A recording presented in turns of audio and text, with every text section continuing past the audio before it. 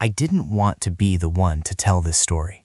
For a long time, I convinced myself it wasn't mine to tell, that it belonged to him, to the old man in the chair by the window, with his hands folded in his lap like he was holding something down inside them, like if he opened them, something would get out. But he's gone now. 3 weeks after that night, he was gone. And the thing he described to me, I don't think it cares who does the telling. I need to start somewhere, so I'll start here. I have not slept a full night since. Not once. I wake up around 2, maybe 3 in the morning, and I lie completely still, and I listen. I don't know what I'm listening for exactly. I just know I'm doing it. And I know that before that night, I didn't do it at all. He had kept quiet for 40 years. 40 years of people asking, people pressing, younger members of the community trying to document the old stories, and he had smiled, deflected, changed the subject, with a patience that I now understand was not politeness. It was discipline. He had trained himself, over decades, to hold this specific thing behind his teeth. And the night he finally let it out, something in the forest shifted. I'm not being poetic. I mean that literally. We were sitting inside. The window was open. It was late summer, still warm. And at some point during his telling, the sounds stopped. The insects, the frogs near the creek, everything that had been making noise just stopped. He noticed before I did. He paused mid-sentence. His eyes moved to the window, just for a second, and then back to me. He didn't explain it. He just continued talking, slower than before, like he was choosing each word more carefully now. That silence lasted the rest of the night. I should tell you who I am in relation to this, because it matters. I'm not a researcher. I'm not a journalist chasing folklore. My grandmother was Ojibwe. Her mother grew up on the reservation, and somewhere in that line, the threads connecting me to that world got thin, worn down by distance, by migration, by the quiet erasure that happens over generations when a family decides assimilation is survival. So I grew up mostly outside of it, aware of it, but outside. The elder, I won't use his name, and I want to be clear that's intentional, not an omission. He was known to my grandmother's family, a distant connection, the kind where you're not sure exactly how the relation works, but the recognition is immediate when you're in the same room, like something in the blood acknowledges something. I had driven up to see him because my grandmother asked me to, before she passed. She said he was one of the last people who remembered certain things correctly. She didn't specify what things. I didn't think to ask. I was there to listen. That was all. I brought a notebook I never opened, a recorder I never turned on, because within the first 10 minutes of sitting with him, I understood that this was not that kind of conversation.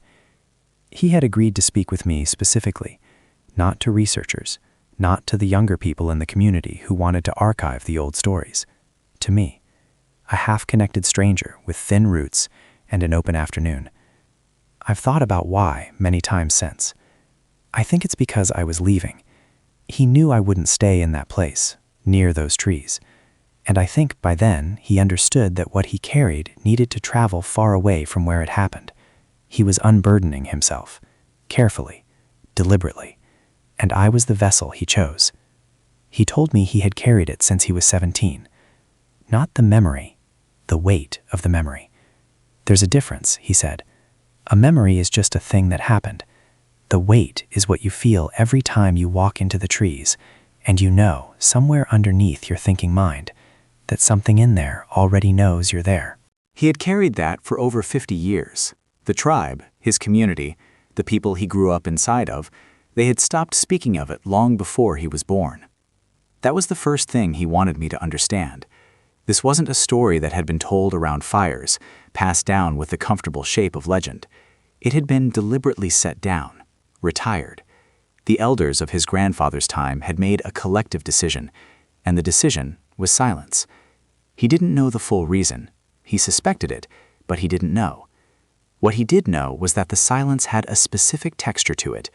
It wasn't the silence of forgetting.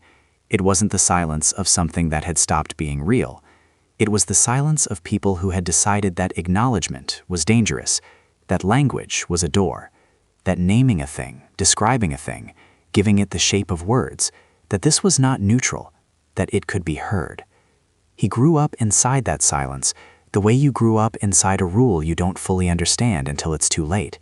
You follow it because the adults around you follow it with a seriousness that tells you the consequence of breaking it is not punishment, it's something worse. But he was 17 when he broke it. Not with words. He hadn't told anyone, not for decades. He broke it by going too far into the forest alone, by crossing a boundary he hadn't been explicitly shown, only implicitly kept from. He said the elders always knew where the boundary was, they just never marked it, never explained it. They let the land teach it, slowly, through discomfort, through the way your feet slowed down in certain places without you deciding to slow them, through the way certain trails curve away from certain valleys without any visible reason. The land was trying to keep people back. He hadn't listened. Or rather, he had been young enough to interpret the discomfort as challenge rather than warning. He went in, and something in there had been waiting. Not for him specifically, just waiting. He was careful about how he described it. I noticed that immediately. The precision of his avoidance. He wouldn't say what it looked like. Every time the description moved toward shape, toward physical detail, he pulled back, redirected, like a man who has learned, through long experience, that certain doors should not be opened, even in language. What he described instead was presence. He said the first indication was always the animals. Not that they fled, that's what people assume, that wildlife scatters when something dangerous enters an area. But that wasn't what happened. What happened was stillness. A specific, unnatural stillness, where animals that should be moving, foraging, calling, simply stopped, and remained stopped, like something had pressed pause on everything living in a half-mile radius. He had seen deer standing motionless in a clearing, eyes open, not grazing, not alert in the way prey animals get alert, just suspended, like they had forgotten what they were doing mid-thought. That was the first sign, he said, when the forest holds its breath. The second was the air. He struggled to describe this one accurately, and I could see it frustrated him, this man who had clearly spent decades finding the precise words for something that resisted precision. He said the air changed quality, not temperature exactly, though it often got cooler. It was more like pressure, like the atmosphere thickened slightly, like the space between things became more present somehow. He looked at me to see if I understood. I told him I thought I did. I'm still not sure I do. The third sign was sound. Not absence of sound. That came later. That was different. This was a specific sound, low and irregular, that he said he had never heard any animal make. Not a call, not a warning. Something more like the sound a large body makes when it moves through dense undergrowth, but rhythmic in a way that didn't match any gait he had ever tracked. Wrong intervals, wrong weight distribution. Like something that had learned to approximate movement without fully understanding how living things move. He paused there. Then he said, "It leaves things behind." Not remains. He was specific about this distinction. Not the remnants of feeding. What it left were arrangements. Sticks placed in patterns too deliberate for weather or accident. Stones relocated from creek beds to high ground with no explanation. Once he had found a line of small bones, birds, he thought, laid out in a straight line along a ridge, equidistant, over a span of nearly 30 feet. He had not touched them. He had backed away slowly, and he had not returned to that part of the forest for 11 years. He was 17 the first time he saw it. Saw, he corrected himself when he used that word. He held up one finger, like a teacher catching an error, and he said, perceived. He had perceived it, because seeing implied clarity, and there had been no clarity. There had only been the overwhelming, cellular certainty that something was present, and that it was aware of him, and that the awareness was not incidental. It had not stumbled across him. It had found him. He had gone in alone on a late afternoon in September. The light in the forest of that hour came in low and sideways, cutting through the trees in long, flat blades, and he remembered thinking it was beautiful. He remembered that specifically, the beauty of it. He had been in a good mood, unconcerned, a 17-year-old boy with no particular destination, moving through familiar trees with the confidence of someone who had grown up on that land. The stillness came first. He recognized it, even then. Some inherited part of him recognized it, but he was young enough to override the recognition, to rationalize it. Seasonal quiet, he told himself. Late afternoon lull. He kept walking. The air changed somewhere around the third creek crossing. He stopped there because his body stopped. Not a decision, just a sudden, complete halt, the way you stop when you step off a curb you didn't see. He stood on the bank of that creek, and he looked into the tree line on the other side, and he understood, without being able to articulate it, that something was looking back. He couldn't see it. He said that clearly. There was nothing visible. The shadows between the trees were just shadows. Nothing moved. Nothing made sound. But the looking was unmistakable. He described it as the feeling of being the only thing in a very large room that doesn't know it's being watched. Except he did know that was the thing. Some part of him knew completely, and the rest of him was scrambling to disbelieve it, because the alternative, full acknowledgement, felt like it would do something irreversible to him. He stood there for what he thought was a few minutes. When he finally turned and walked back, not ran, he was insistent about this. He had understood instinctively that running would change something. When he walked back, he emerged from the trees to find the light completely gone, full dark. He had been standing at that creek for nearly 2 hours. He had no memory of those 2 hours. Not blankness, not the feeling of lost time. He remembered standing there. He remembered the tree line. He remembered the looking. But between that moment and the moment he started walking back, there was simply nothing. Like a film with frames removed. The continuity was intact, but the content was gone. He went home. He didn't tell anyone. And he said the hardest part, the part that had stayed sharpest across 50 years, was not the fear. It was what came after the fear settled. A quiet, terrible understanding that whatever had been on the other side of that creek had not been curious about him. It had been patient. Like it had simply been noting him, recording him, adding him to some internal ledger of things it was aware of. And he had spent the next 5 decades wondering, on certain nights, whether it had ever removed him from that ledger. He was mid-sentence when I noticed the insects had stopped. I didn't interrupt him. I didn't want to interrupt him, partly because the story had its own gravity by then, pulling everything toward it, and partly because some instinct told me that breaking his rhythm would cost something. So I sat with the knowledge quietly, the way you sit with a sound you're not sure you actually heard.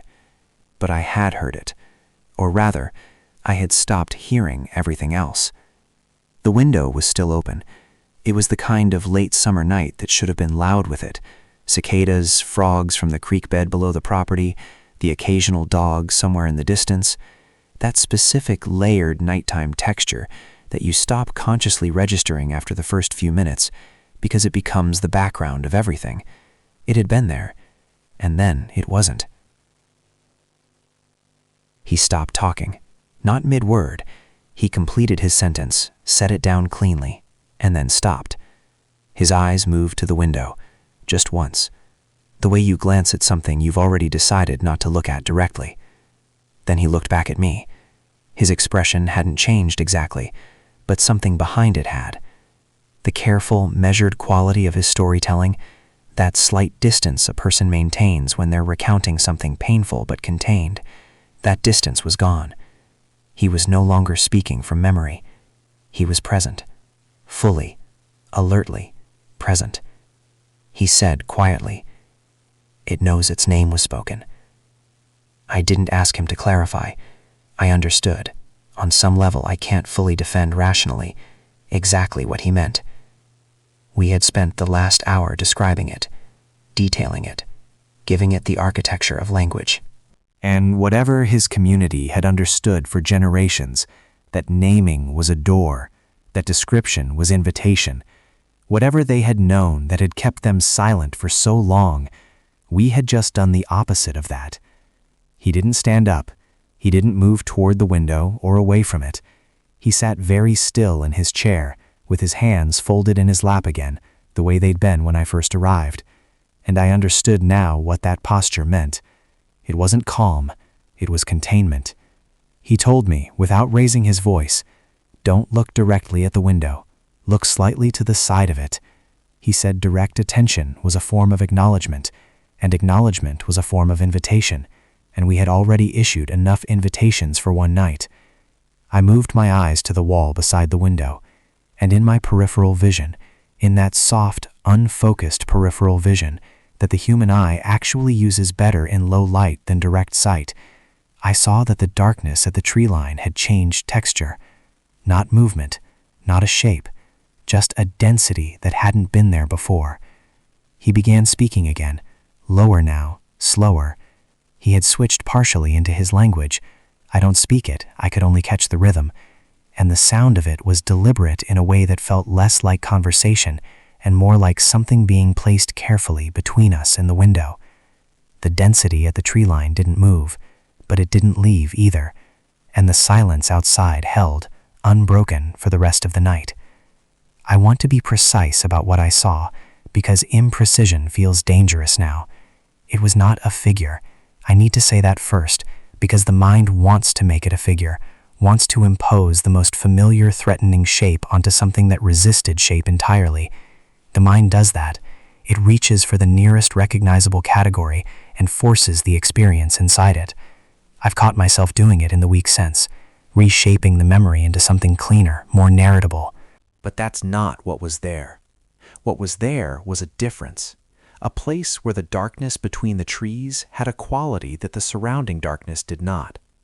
Denser, yes, but not in the way that objects are dense, in the way that attention is dense, like the darkness itself was concentrating, gathering toward a point without fully arriving at one.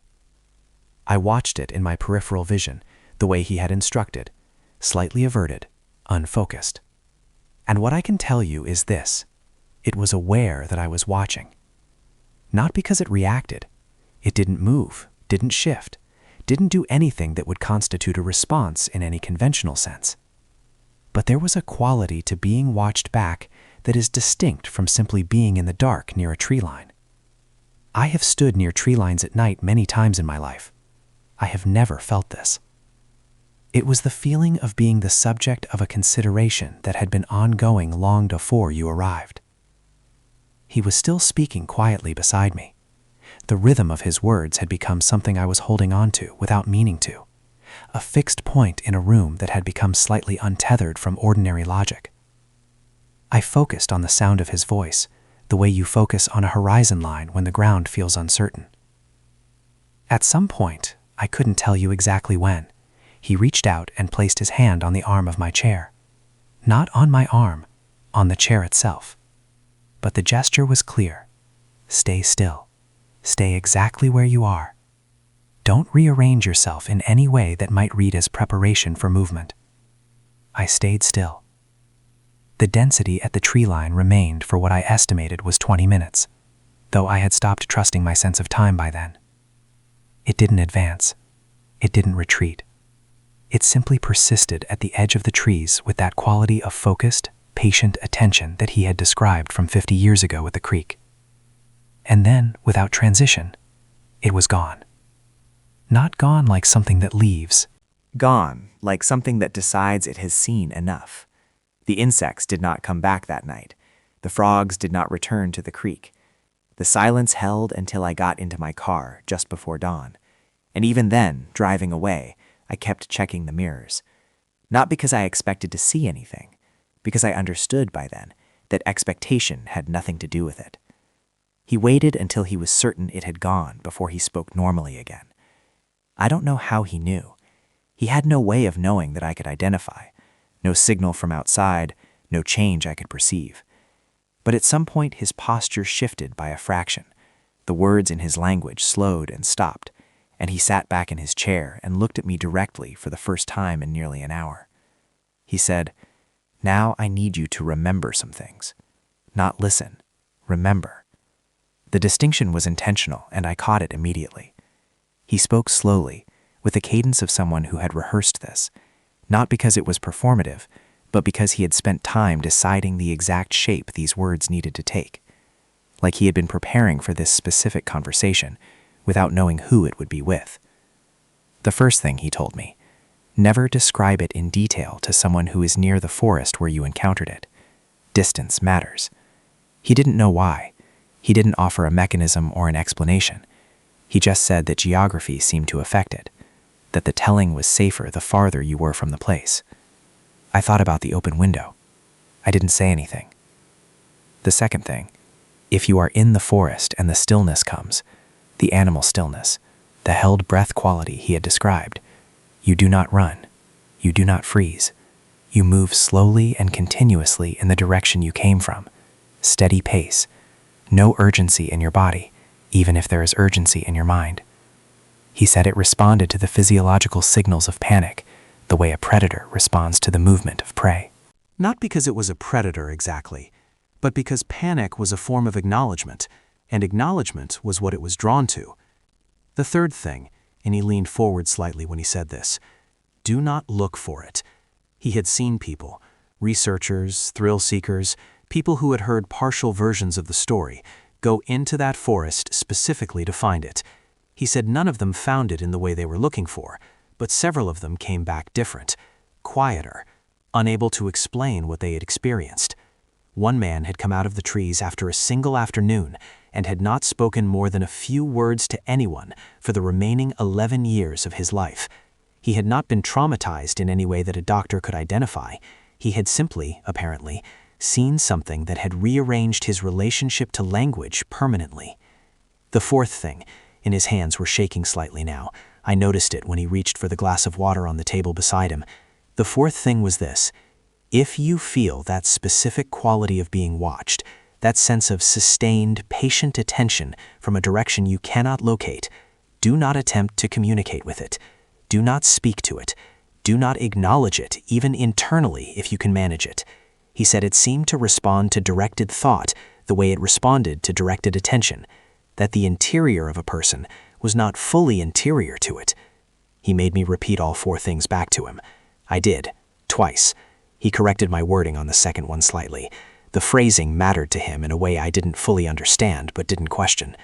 When I finished, he nodded slowly, settled back, and he looked suddenly profoundly exhausted, not the tiredness of a late night, but the tiredness of a man who has just set down something very heavy after carrying it for 50 years. He said, "I think that's enough." I think he meant the conversation. I've wondered since if he meant something else.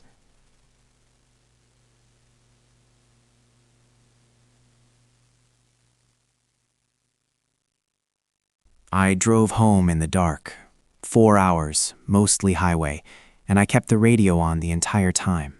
Not for music, not for voices particularly, just for the proof of signal. The proof that I was connected to something ordinary and transmitting. I watched the mirrors more than I should have for safe driving, and I told myself it was fatigue. It wasn't fatigue. I got home just after sunrise. I sat in my parked car in front of my apartment building for a long time before I went inside. I'm not sure what I was waiting for. Permission, maybe. Some signal that the ordinary world was still intact and accepting re-entry. I slept for 3 hours that first day. Then I was awake, completely and irrevocably awake at 2 in the morning, lying still and listening to my apartment building settle and breathe around me, cataloging every sound with an attention I had never applied to silence before. That was 5 weeks ago. He died 3 weeks after that night. I found out through a distant relative. Peaceful, they said, in his sleep. Nothing unexpected for a man of his age. I believe that. I do. But I have thought many times about his final weeks. Whether he slept easily, having set the weight down, whether the setting down of it had cost him something structural, whether carrying it for 50 years had become, in some way, load-bearing. I don't have answers. I just have the questions, arriving reliably at 2 in the morning. What I can tell you is that something changed in me that night that has not changed back. The world has a different texture now, specifically the dark edges of it, the places where light stops and tree lines begin. I notice them differently. I register them the way you register a face in a crowd that you recognize but can't place, like something that knows me is occasionally nearby, like I am still on that ledger. I've thought carefully about whether to share this, not because I'm protecting myself, because he was specific. Distance matters, he said. Geography affects it, and I have no way of knowing where you are as you hear this. You might be far enough away that it doesn't matter. You might not be. What I know is that you've heard the description now. You've heard the signs, the stillness, the air, the arrangements it leaves. You've heard the rules. And somewhere in the hearing of it, you've given it the same thing I gave it that night sitting beside an open window. Language, attention, the shape of acknowledgement. He kept silent for 50 years because silence was the only protection his community had found that functioned with any consistency. I've broken that silence, and now so have you in the listening. So remember the 4 things. Keep them close.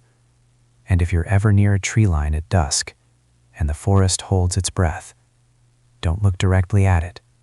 Just move, slow and steady, back the way you came, and don't think about this story while you do it.